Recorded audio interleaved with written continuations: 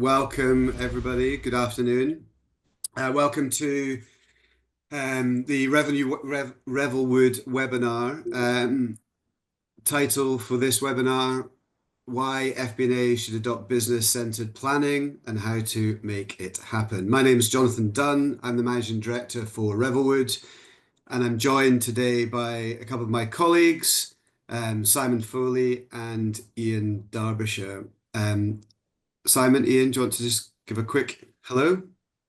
Yeah, hi, good afternoon, everybody. Yes, Simon Foley. I'm the principal consultant at Revelwood. I have about 8.5 years experience working with Workday Adaptive Planning. Prior to that, I spent about 15 or 20 years in finance roles across FP&A, financial control, and finance transformation. Ian? Yes, sorry. My name is Ian Derbyshire, the commercial manager here at Revelwood. I've been involved in the fantastic world of adaptive planning for coming up to 8 years now. So a lot of experience in overseeing projects, a lot of experience in seeing what good is like, but also have an awareness of what bad is like. So happy to share some of our experiences with the people attending today. Thank you both. So before I hand over to Simon to go through the main body of the webinar, I want to just walk through the agenda and what we have planned for today. So I'd like to just give a quick overview of Revelwood, and then I'll pass on to Simon to talk about finance-led planning, transforming the planning process, and enabling business-centered planning. And through those sessions, we'll have 2 polls. They'll just pop up on the screen. It'd be really appreciate if you could just quickly just click on and fill in the answers. That would be, as I say, hugely appreciated. Then after that, we will go into a live Q&A. And if anyone has any questions through the presentation, please feel free to put them in the chat. And if we've got enough time, I will try and get to all the questions. But if we don't have enough time, then we'll get back to you directly with answers to your questions. So moving on, I appreciate that there are a number of people on the call that will be in different stages of their FP&A journey. Some we know on the call are in the buying process or they're in an active tender process. And some on the call will be, may just be looking to learn or curious about either Revelwood or Workday. Hopefully this will be an informative half an hour or so. What we would ask and be greatly appreciated if you could each take just 10 to 15 minutes over the next week, where we could just have a quick call just to get a bit of feedback from you on the webinar, but also look to see where we might be able to help you on your journey, whether it's more information than you need or you want a tailored demo. That would be hugely appreciated. And it really would only be 10 or 15 minutes of your time. One of the team will reach out to you. So Revelwood. So we've been helping and advising our clients for 30 years. In fact, this is our 30-year anniversary this year. And we've been doing that. We've been a Workday adaptive planning partner, and we've offices across the US and across the UK and in continental Europe. We work with a wide range of clients across multiple sectors and industries. We work with clients who already have adaptive, and then we also work with some prospects and clients who are looking to start the FP&A journey. And that's a wide range, full life cycle, from implementation, best practice, systems optimization, integration, training, and ongoing support and services. So a full range of offerings that we have. We are, as it says on the slide there, we're a platinum partner, which means we're part of a very small select group of Workday partners with extensive experience to help you evaluate and implement Workday adaptive planning. As I said, we've been doing this for over 30 years. Over that time, we've won multiple awards. Channel Partner of the Year, Solution Provider of the Year, Sales Partner of the Year, and a multitude of others. We have delivered over 200 Workday Adaptive Planning implementations globally over the last few years. And I suppose what makes us different, what's our differentiator? We do have a very extensive and experienced team of certified consultants with a wide range of operational, financial, and systems experience, as I say, across multiple industries and sectors. And that the combination of all of those really is quite a unique offering in the marketplace. We're not just technologists. We're operationalists. With real business experience, they say. So looking at best practice and recommendations, we're really a consultancy rather than we're not just selling technology. We're really helping you on your journey for success. Simon. Thanks, JT. Right, so I want to start this talk looking at a more traditional finance planning process. So where finance is not only leading the planning process, but also unfortunately has to do quite a lot of the heavy lifting because of a lot of manual processes that are included within that process. So if we look at this wheel as an example, starting at the top of a typical planning process, you can start off a new cycle looking to take your existing templates and make any updates. So new cost centers, new customers, new products. But unfortunately, if you're using an Excel-based or a legacy system, that normally involves adding lots of new columns and rows and extending formulas, which unfortunately have a tendency to break, which brings obviously a lot of risk towards the quality of your planning outputs. Once you've managed to update your model, you then need to look to update all the data within that model. So bring in all your actuals information from different data sources. Again, this can be quite a manual process. So including not just extracting the data, but then reformatting it and getting it into a consistent format for including in your model. Once you have the model ready and the templates ready, you then need to distribute them again manually, often via email or otherwise, out to all the different business stakeholders, all the different budget stakeholders, for them to then go and complete their template. You then, as finance, often you just need to sit back and wait while the business fills in those templates and just keep your fingers crossed that it's all going to come back okay. Eventually, you'll start to get those templates coming back in, at which point you then have another manual task of aggregating all the data into another central model that you have, at which point you can then start to actually analyze the information and validate it. Of course, at this point, finding the gaps and the holes and the inconsistencies that are in those submissions, which then will need another round of redistribution and recollation of data, which potentially, unfortunately, can go around multiple times. As you're requesting those updates, you want to try and keep track of it, which again is a very complicated process. And if you have lots of different stakeholders, it can be very time consuming to even kind of keep hold of all those updates that you've requested from different people and seeing the status of those updates. Furthermore, because of the nature of the process and the tools that people are using, often the different stakeholders in different parts of the business unfortunately end up working in silos. So the sales team are not connected with the operations team or the HR team or the IT team. And so the submissions they provide make sense to them individually, but when you combine it all together, you often have an issue with trying to make sure that the whole process and the whole plan is consistent, which again often requires additional reworking. And then finally, getting towards the back end of the process, where you can start to analyze the information.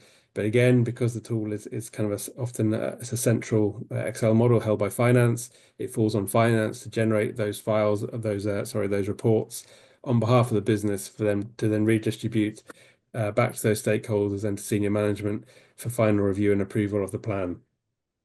And really, it's only then at the very back end of the process, really, where you can actually start to get value out of the planning process itself, start to analyze the results, and start to try and generate business decisions off the back of it. Now, just to highlight the kind of the poor use of time in that process, and to show that really that's quite common. What I show here now is the findings from an FP&A trends questionnaire, which they run annually.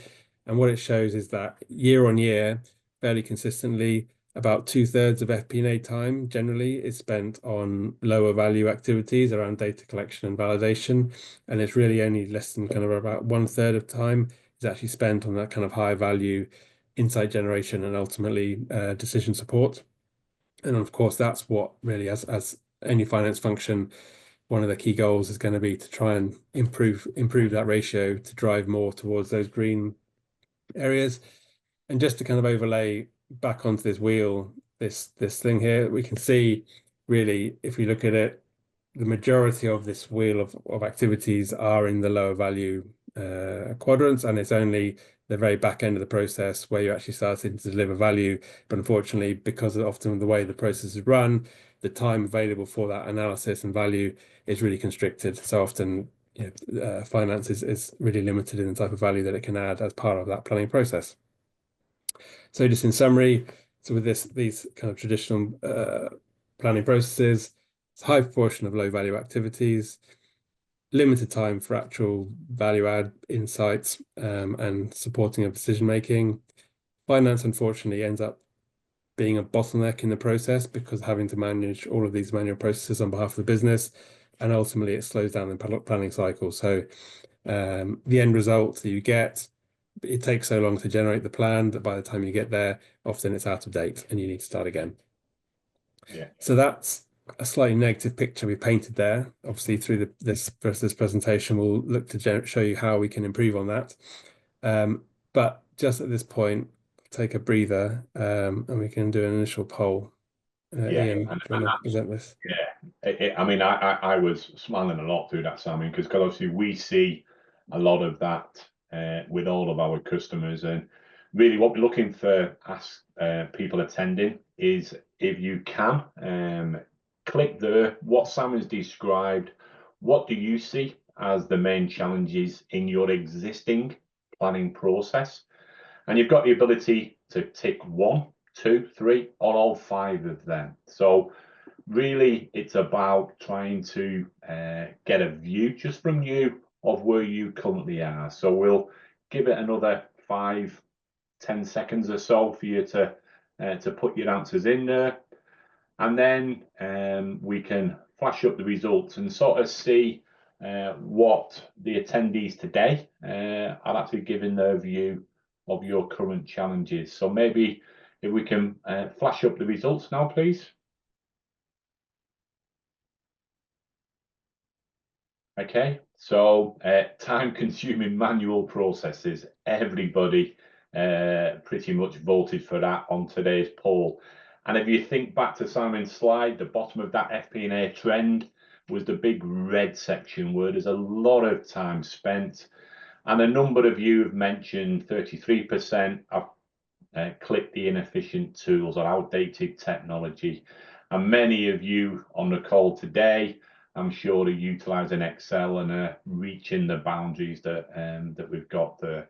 So we just closed that poll off, and what Simon will move on to now is looking how typically we've worked with customers to move that wheel and become a bit more structured, a bit more organised in terms of that planning process. So hopefully you've caught your breath there, Simon, and then you can move on to the next section. Great, thanks, Ian. Okay, so bringing back that wheel we just looked at, but now we're going to look to see how we can kind of improve on all those points by implementing a modern cloud-based FP&A tool such as Workday Adaptive Planning. So if again we start at the top of the wheel, so starting a planning process, updating the model for the latest business position, rather than having to do that in Excel, we now have a modern tool which inherently is a lot more flexible. So adding in new cost centers, new products, new customers, new dimensions, whatever they be, these models will automatically scale and grow, and you don't have to worry in any way about updating formulas or checking links. The models just grow by themselves, and so you don't have to. You can just take that away as a concern.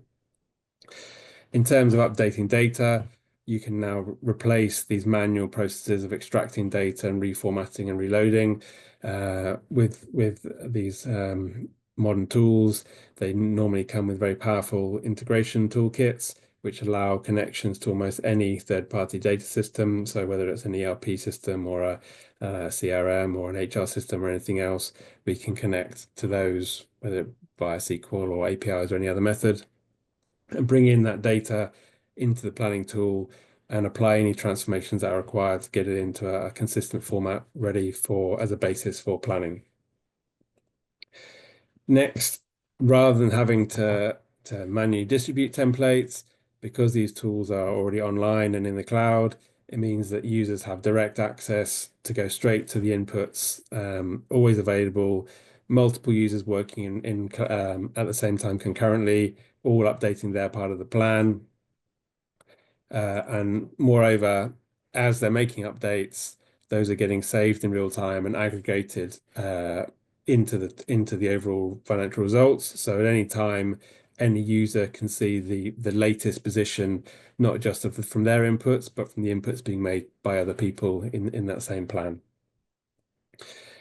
In terms of validating submissions, I guess the first point is that, as I mentioned a moment ago, we no longer have to wait for business users to make their kind of formal submissions. Instead, kind of central users can be monitoring inputs as they're being made and seeing how the plan evolves. So you can already start to make kind of informal reviews of the latest plan numbers as the planning process proceeds. But on top of that, normally there are additional kind of validations that are in place to help ensure that the data quality that the users are inputting is of high quality. So for example, making sure that there's rules that if there's any fields which are mandatory fields, making sure that those are all filled in, otherwise the data can't be saved. Also using AI and machine learning to look at predictions of what results or what inputs are expected. And if a user puts in a number that's outside of that expected range, then the system will flash it up and give the user an opportunity to kind of confirm that that's the correct value, and if relevant, add in a commentary to explain why that assumption is required.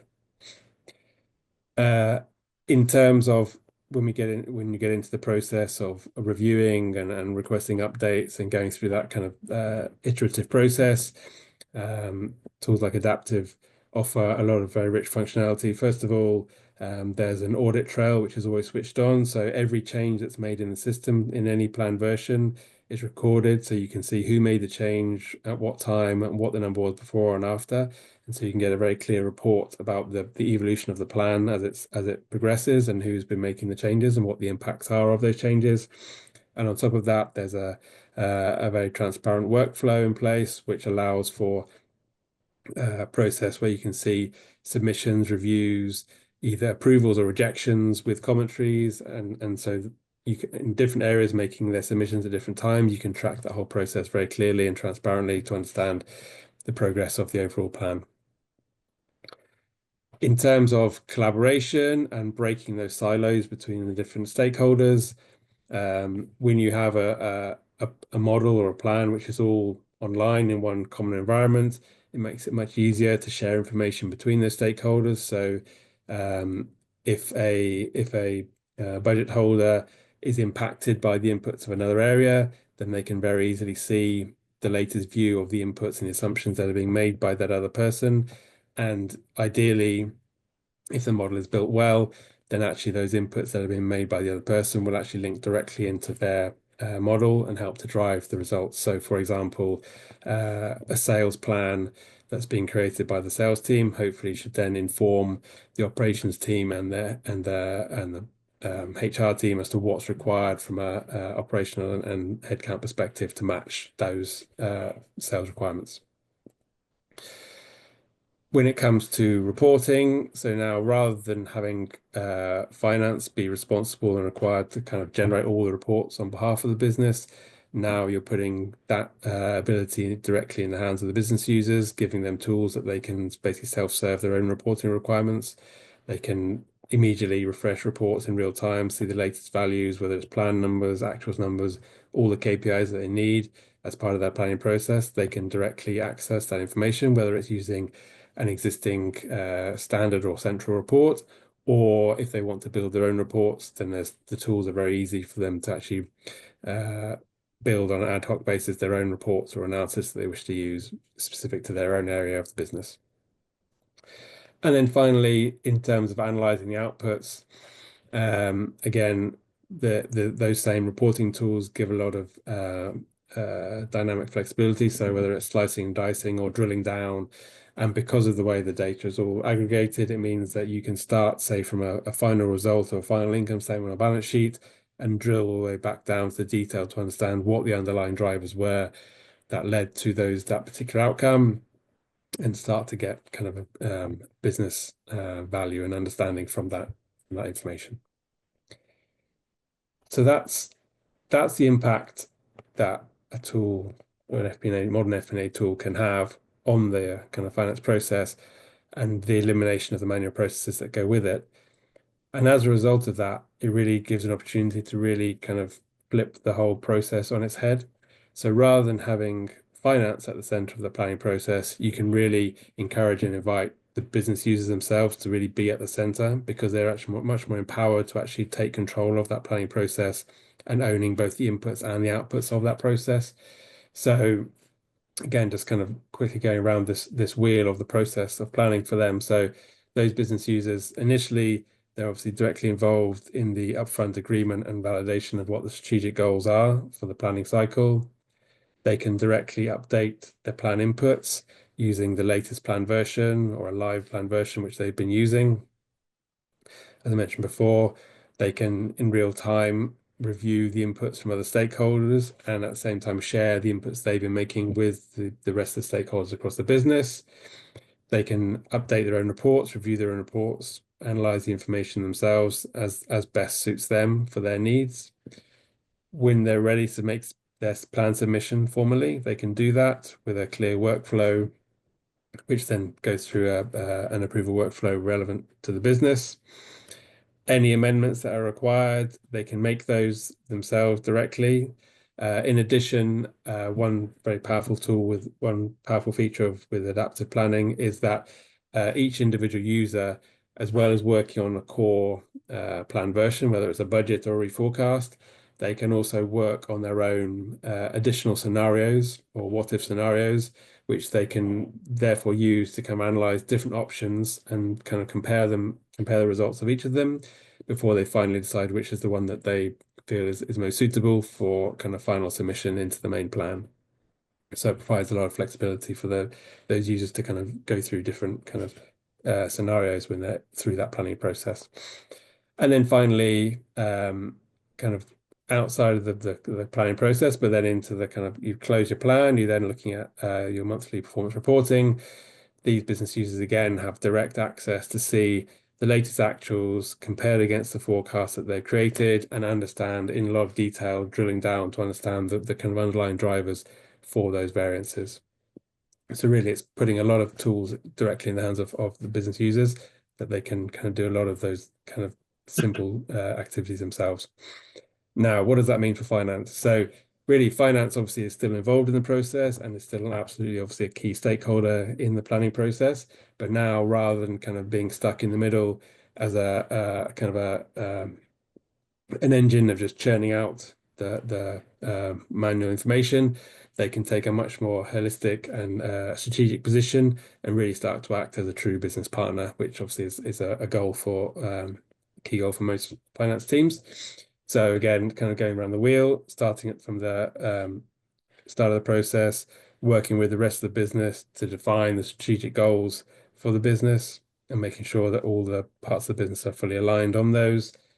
As the business users are going through the process of updating their plans, rather than having just to wait and see what is submitted, they can work more collaboratively with the business stakeholders based on the latest version of the plan and working with them to ensure that the results that they provide are actually meaningful and aligned with the overall expectations. They can be monitoring to make sure that the information that different stakeholders need to provide across the business are being delivered on time. And if there's any conflicts, they can help to resolve those conflicts. When it comes to reporting, although they can now leave the business users to kind of consume the basic reports themselves, that means they can then focus a bit more on helping to support any more complex reporting or ad hoc reporting analysis that may be required to support that process or to look at new initiatives that are relevant to the business. When it comes to the final submissions, at this point, obviously they can really now get into detail of analysing what's coming out of the plan. But really, one of the key things here is that that analysis doesn't just start at the point of formal submission, but it can actually have started much earlier at the point of collaboration up here as the initial plans are being made. So hopefully by the time you get to see the submissions, there actually is much less surprises. And it's a process where kind of everyone is working much more closely together. Although having said that, of course, there is now the opportunity and hopefully more time available for finance to act more of a challenger role. So really pushing the business to make sure that although the plans are realistic, they are sufficiently aggressive and ambitious to kind of help the business to grow and meet its strategic targets. And then finally, in terms of generating insights, in the same way that the business users can start to analyze their own results, finance as well can really elevate their own analysis that they're doing across the business with additional kind of information and tools and drilling down into the underlying drivers that is now available to them as part of this new model. All right, so just in summary, so as I say, finance is moving really from a role of very much kind of manual kind of data generation into a role as a true business partner for the business. And they're transferring the ownership of the planning, so the budgeting and forecasting, to the business. It generates much faster planning cycles, hopefully, which means that not only are the plans cycle faster, but you can also look to make them more frequent. This in turn gives better business insights because the planning information is more timely. This better insights hopefully leads to better decision making, helping the business kind of navigate its path through its markets. And as mentioned, the ability to generate multiple scenarios, multiple what if analysis means that they can kind of analyze the impact in advance of potential risks and opportunities and really react to those much faster, helping to generate increased business agility. And that, I think, is about it. So rattle through that last bit, but now kind of catch your breath with a second poll. Yeah, and I'll take a breath and really insightful there, Simon. So we can flash up the second poll onto the screen. So what we're really asking here is that Simon's described ultimately where we see businesses, finance team members, business process owners wanting to get to. So based on what Simon's described, again, we're giving you the opportunity. What do you feel are the most important benefits that you would expect from an improved planning process? Again, you have the ability to tick more than one. And again, it just gives us a bit of a snapshot about what you all see as the key areas, the key focus areas that maybe Simon's described there. So we'll give it another 5, 4, 3, 2, 1. And if we flash up the results, let's see what we get in terms of results. Okay. Really interesting. That's good, actually. It's spread across enhanced collaboration, reduced errors, streamlined processes, enhanced decision making, and increased agility. No one really mentioned visibility to key financial metrics. Perhaps that's a byproduct of doing all the other things first, Simon. You get them metrics to then see where you want to get to. But that's quite an interesting result that it's spread fairly evenly, in fact, very evenly across all of the points there. So that's I guess it shows that there's a wide range of benefits that are available. Yeah, certainly a wide range of benefits. Yeah, so we close that poll off. And then we sort of moving into a couple of questions, depending where we get to with timing. Yeah, brilliant. Thanks, Simon. Yeah, we've probably got time for a couple of questions. We've had a few have come in on the chat, which is great. If we don't get to your questions, we will respond to you directly. I appreciate the questions that come in. So Ian, there's one that I think probably you could answer.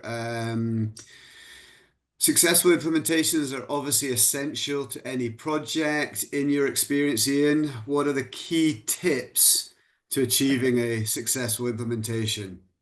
So Good question. what Yeah, does a potential client need to have in place? in place. High level key Yeah, tips.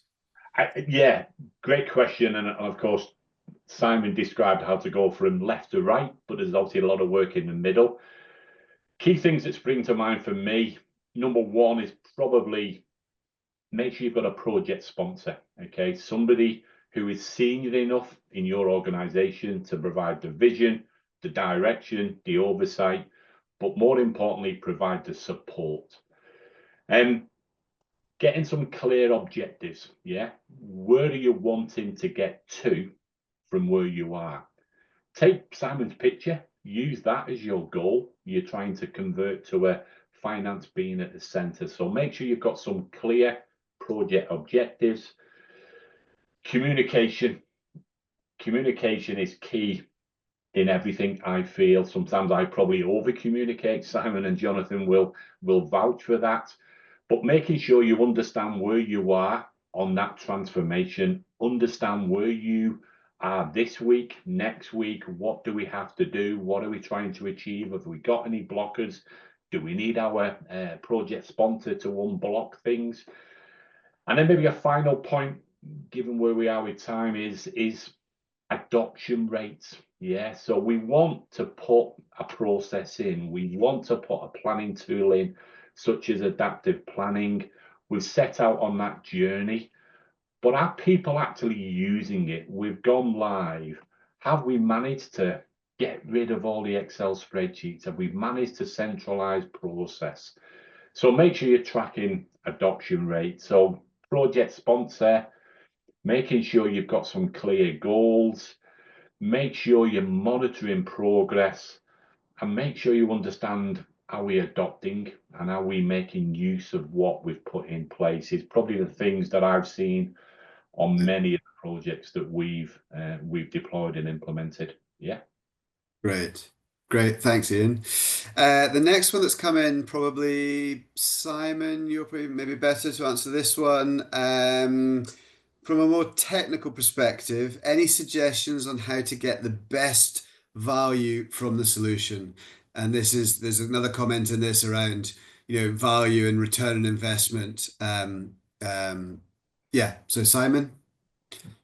Okay. Yeah, so I guess a few different areas here. So perhaps starting kind of from the front of the process in terms of the data.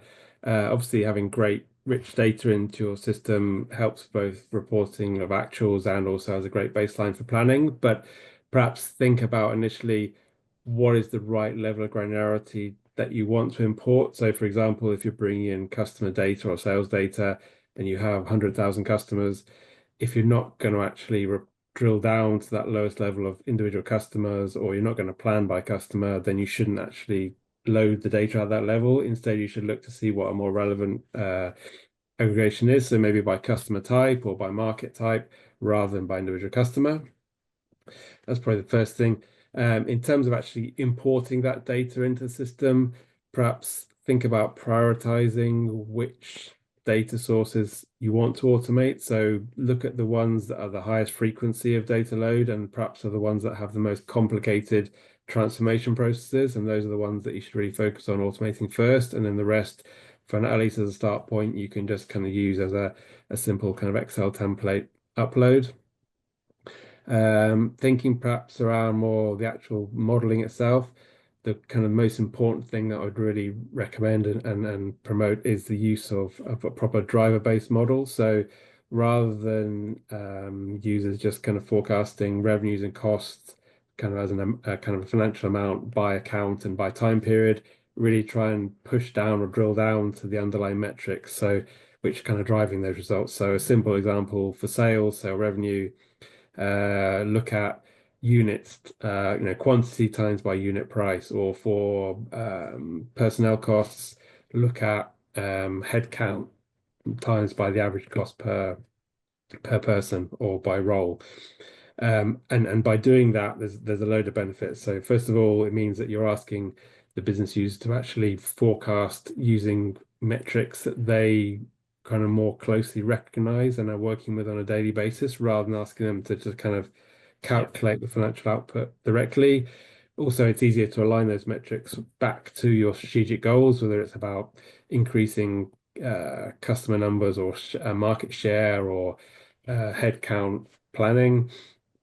Also, it makes it much easier as well to link different parts of the model together. So getting sales plans to then drive operational plans, etc. If you're using the underlying metrics and you have access to those, it's much easier to do the linking on that basis.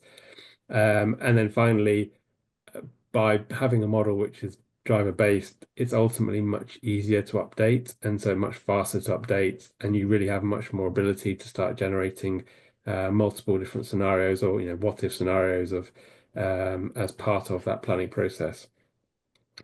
And then very finally, maybe actually the most important thing, so on the basis that, I guess, to measure the success of any planning process and a kind of planning tool, it's really a large metric of that is about the customer, sort of the user adoption and the user engagement in the planning process. And probably the biggest element of achieving that is around looking at the user experience. So, and the user interface that they have to work with. Excuse me. So the number one thing for there is all about simplification. So rather than having a really complex planning model, which you think is going to give you a really kind of powerful and accurate result, that really, excuse me, can just lead to potentially like false accuracy and a model which is really hard to maintain and really hard to develop over time. So really just focus on that simplicity, key drivers, key metrics, and kind of get the user to really focus on those and use that for planning. Excuse me. Just drink the water there, Sammy. Yeah. My cough has got me. Yeah, so that's what I Okay, brilliant. Thanks, Simon, before you choked Excuse me. to death live on webcam. Brilliant, thank you. We probably don't have enough time for any more questions, but we will get back to there's a couple more questions. We'll Yes. get back to people direct on. So look, just as a wrap up, if we could just flick on to the next slide, that'd be great. So just for me, really, just say thank you. Thank you, everyone. There's a lot of people on this. Appreciate the time you've taken.